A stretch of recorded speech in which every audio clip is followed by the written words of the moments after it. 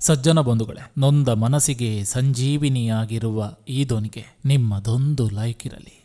ಸಂಭ್ರಮದ ಸಮಯದಲ್ಲಿ ಕಣ್ಣೀರಾಕ್ಬೇಡ, ದುಃಖದ ಸಮಯದಲ್ಲಿ ನಗಲೇಬೇಡ, ಕೈ ಹಿಡಿದು ನಡೆಸಿದವರನ್ನ ಕಡೆಗಣಿಸಬೇಡ, ಕೈ ಮೀರಿ ಹೋದದನ್ನು ನೆನೆಯಬೇಡ, ಉತ್ತಮರ ಮನವ ನೋಯಿಸಬೇಡ, ಉಳ್ಳವರೆಂದು ಸ್ನೇಹ ಬಯಸಬೇಡ, ಆತ್ಮೀಯರೆದುರು ಕೈ ಚಾಚಬೇಡ, ಶತ್ರುವಿನ ಮುಂದೆ ತಲೆಬಾಗ್ಬೇಡ, ಏನೇ ಕಷ್ಟ ಬಂದರೂ ತಾಳ್ಮೆ ಬಿಡಬೇಡ, ಪರಮಾತ್ಮನ ನಾಮ ಸ್ಮರಣೆ ಮಾತ್ರ ಎಂದಿಗೂ ಮರೆಯಬೇಡ.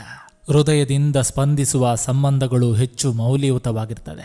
ಅವಶ್ಯಕತೆಯು ಮನುಷ್ಯನನ್ನ ಒಂದುಗೂಡಿಸುವುದು ಸಹಜ, ಆದರೆ ಅವಶ್ಯಕತೆ ಪೂರೈಸಿದ ನಂತರ ಮನುಷ್ಯ ಬದಲಾಗದೇ ಇರುವುದೇ ಸತ್ಯ. ಯಾರೋ ಬಂದು ನಮ್ಮ ಜೀವನದಲ್ಲಿ ಸಂತಸ ತುಂಬುವರೆಂದು ಕಾಯುವುದೇ ನಮ್ಮ ದುಃಖಕ್ಕೆ ಮೂಲ ಕಾರಣ. ಮನಸ್ಸು ಪರಿಶುದ್ಧವಾಗಿದ್ರೆ ಸಂತೋಷ ನೆರಳಿನಂತೆ ನಮ್ಮನ್ನ ಹಿಂಬಾಲಿಸ್ತದೆ. ಜೀವಿತ ಕಾಲದಲ್ಲಿ ಅತ್ಯಂತ ಪ್ರಮುಖವಾದ 2 ದಿನಗಳು, ಒಂದು ನಮ್ಮ ಹುಟ್ಟಿದ ದಿನ, ಮತ್ತೊಂದು ಹುಟ್ಟಿಗೆ ಅರ್ಥ ಕಂಡುಕೊಂಡ ದಿನ. ಬೆಣ್ಣೆಯಂತ ಮಾತಾಡಿ ಊಟಕ್ಕೆ ವಿಷ ಹಾಕೋ ಲೋಕ ಇದು. ನಾವು ಯಾರಿಗೆ ಜಾಸ್ತಿ ಗೌರವ ಕೊಡ್ತೀವೋ ಅಂತವರ ದೃಷ್ಟಿಯಲ್ಲಿ ನಾವು ತುಂಬಾ ಕೆಳಮಟ್ಟದವರಾಗಿರ್ತೇವೆ. ಆದ್ದರಿಂದ ಯಾರನ್ನು ನಂಬಾರ್ದು. ಸತ್ಯ ಒಳ್ಳೆಯದು, ಸತ್ಯದ ಜೀವನ ಅದಕ್ಕಿಂತಲೂ ಒಳ್ಳೆಯದು. ನದಿಗಳು ಮುಂದಕ್ಕೆ ಸಾಗುವವೇ ಹೊರತು ಹಿಂದೆ ಹರಿಯೋದಿಲ್ಲ. ಅದೇ ರೀತಿ ನಮ್ಮ ಜೀವನವೂ ಕೂಡ ಕಳೆದು ಹೋದ ಬದುಕಿನ ಬಗ್ಗೆ ಚಿಂತಿಸದೆ ಮುಂದೆ ಸಾಗಬೇಕು.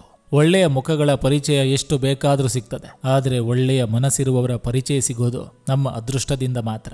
ಶರೀರದಲ್ಲಿ ಯಾವ ಸೌಂದರ್ಯವೂ ಇರೋದಿಲ್ಲ. ಸೌಂದರ್ಯ ಇರುವುದು ವ್ಯಕ್ತಿಯ ಕರ್ಮದಲ್ಲಿ, ಅವನ ವಿಚಾರದಲ್ಲಿ, ಅವನ ಮಾತಿನಲ್ಲಿ, ಅವನ ವ್ಯವಹಾರದಲ್ಲಿ, ಅವನ ಸಂಸ್ಕಾರದಲ್ಲಿ ಮತ್ತು ಅವನ ಚಾರಿತ್ರ್ಯದಲ್ಲಿ. ಯಾರ ಜೀವನದಲ್ಲಿ ಇವೆಲ್ಲವಿದೆಯೋ ಆ ವ್ಯಕ್ತಿ ಪ್ರಪಂಚದಲ್ಲಿ ಎಲ್ಲರಿಗಿಂತಲೂ ಸುಂದರ. ನೆನಪಿಟ್ಕೋ, ನೀನು ಬೇರೆಯವರ ಕಂಗಳಲ್ಲಿ ತರಿಸಿದ ಕಣ್ಣೀರು ಖಂಡಿತ ನಿನ್ನ ವಿಳಾಸ ಹುಡುಕಿಕೊಂಡು ಬಂದೇ ಬರ್ತದೆ. ಲೈಫಲ್ಲಿ ಕೆಲವೊಂದನ ಮರಿಬೇಕು, ಇನ್ನ ಕೆಲವೊಂದನ ಮರೆಯೋಕ್ಕಾಗದೇ ಇದ್ರೂ ಮರೆತಿರೋ ಥರ ಬದುಕಬೇಕು.